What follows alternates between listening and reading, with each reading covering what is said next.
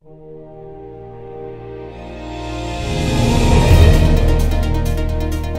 this free video series, you will learn how to have a 91% success rate in business sales, regardless of the product or service you offer. Hello, I'm Gene Irwin, and in this first video in the series, you will be introduced to my background and what I did to accomplish an astounding $250 million in sales and contracts. And at the end of that video, you'll be given an exact copy of the concepts I used to do that.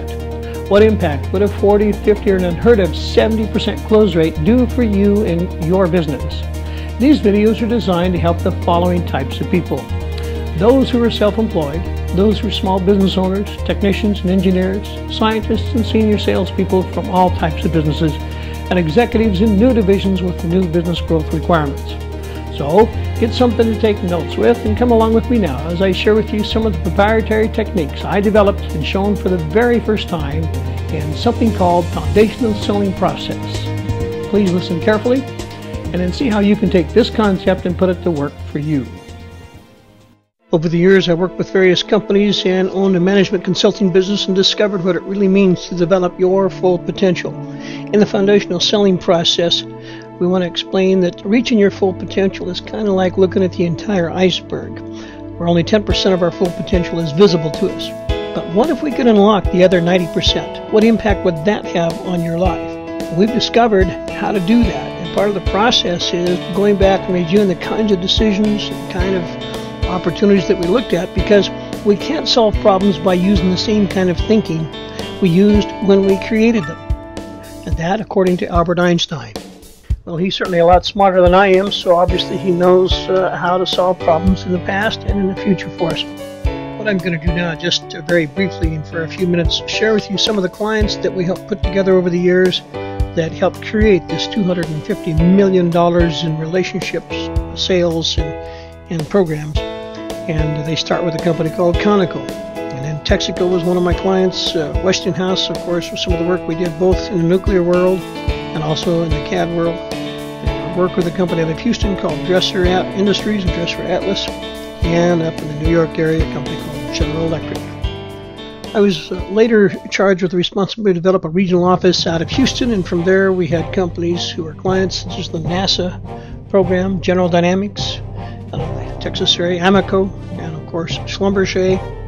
And then we developed additional clients including Texas Instruments, Santa Fe Industries, Motorola, and a lot of the computers back then were supported by one of our large supporters was Digital Equipment.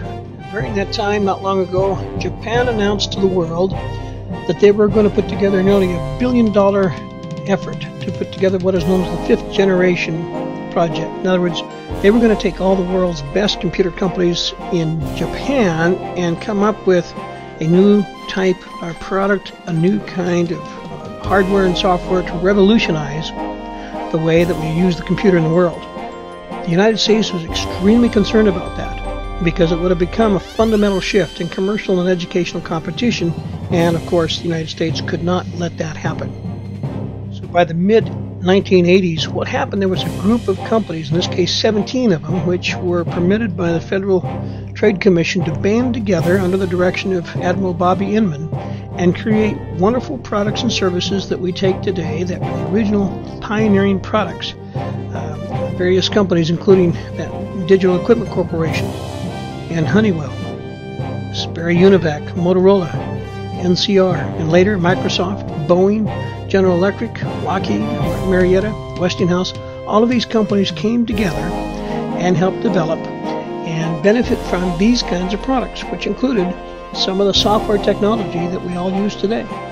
The semiconductor packaging, which is commonplace in computers. VLSI, a very large-scale integration, computer-aided design, parallel processing to allow the computers to run faster. Database management, human interface. This is the process that allows you to create the information that goes into the computer and get it back out again.